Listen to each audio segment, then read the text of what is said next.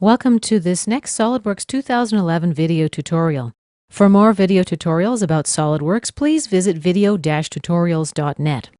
In this lesson, we're going to be learning how to create an extrude. An extrude is a feature that adds material to existing geometry. We'll need to start by creating a new part document, and that you've seen me do a couple times before. Let's click on the new document icon, and now select the part type of document. Now let's insert a sketch on the top plane. Right-click, Sketch. Let's use the rectangle tool first. Notice that when I mouse over the origin point, the coincident relation symbol appears. While it's visible, I'm going to left-click there. And as I continue to drag, a preview of my rectangle appears. I can also see the dimensions. Currently it's about 63 by 53 millimeters. Let's left-click again to place the second corner of the rectangle, and right-click Select to accept and close the tool. We are ready to apply dimensions and relations. Control-select these two lines. Let's apply an equal relation. And lastly, let's apply dimensions. Let's say 50 millimeters. And accept. Once again, right-click and select to close the dimension tool. Our sketch now appears in dark black line, indicating that it's fully defined. The status bar also lets us know that the sketch is fully defined. If you don't see the status bar, please go to View and ensure that it's selected from the drop-down menu. Let's exit this sketch by clicking Accept in the confirmation corner. And now let's click in blank space in the graphic area to unselect everything. Let's activate the Extruded Boss Base tool. SolidWorks prompts me for a plane on which to sketch the feature cross-section. I can select right in the graphic area, or I can create a new sketch. Let's select Sketch 1. And let's zoom out a little by scrolling the middle mouse button away from me. In the Extrusion Property Manager, we can now enter depth, let's say 25 millimeters. To register the changes, you just press Tab on your keyboard, or you can left-click in the graphic area. I can also make changes to the depth by grabbing the handle and dragging it up and down. When I do so, the ruler appears, and we can use the ruler to snap here in 10 millimeter increments. We can snap to smaller increments depending on where we drag the mouse along the ruler. Let's release the left mouse button to position. Now let's take a look at the From options on the Boss Extrude Property Manager. We can extrude from the sketch plane, a surface, face, or plane, a vertex, or an offset. Let's choose offset, for example. And now we enter the offset value, let's say 10 millimeters. Now our extrusion is offset 10 millimeters from the sketch plane. We can click here to reverse the direction of the offset. Let's return to the From Sketch Plane option.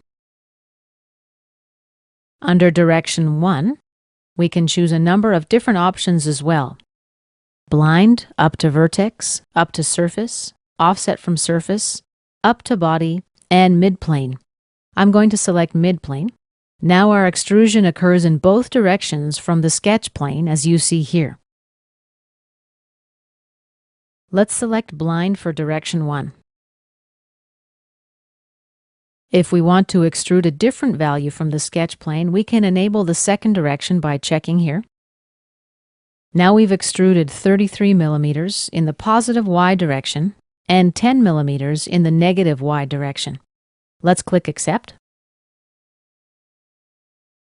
In the Feature Manager design tree, we see our first feature, Boss Extrude 1, with a plus symbol next to the feature. Let's click on that plus symbol to expand this branch of the tree. Here's our sketch, Sketch 1.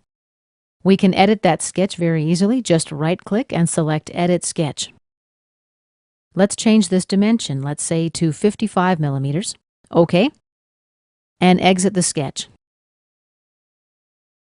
Since SolidWorks is a parametric solid modeler, our solid has changed right on the spot just from editing that one dimension in the sketch.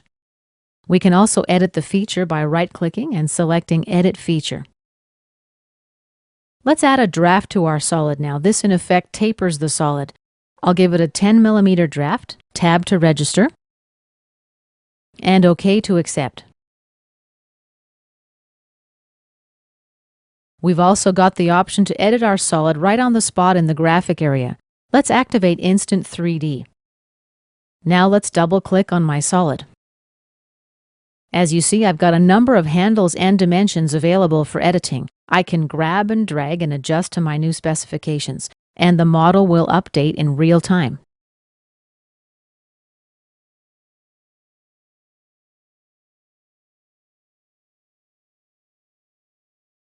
I can also click on a dimension and enter a change manually.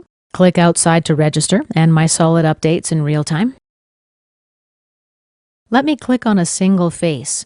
This face is now highlighted, and now we can make changes to just the geometry related to this particular face. If I turn Instant 3D off and then double-click, we won't have the option to drag our dimensions as we did a moment ago. However, I can still select a dimension, double-click on it, and then change it from the Edit dialog window. Accept. Let's take a look at our feature in the Feature Manager design tree. Notice that there's a traffic light icon next to the feature, and that means that the geometry needs to be updated. So let's do that, and this concludes our lesson about how to create an extruded boss in SolidWorks 2011. Please visit our website at video-tutorials.net for more tutorials on SolidWorks.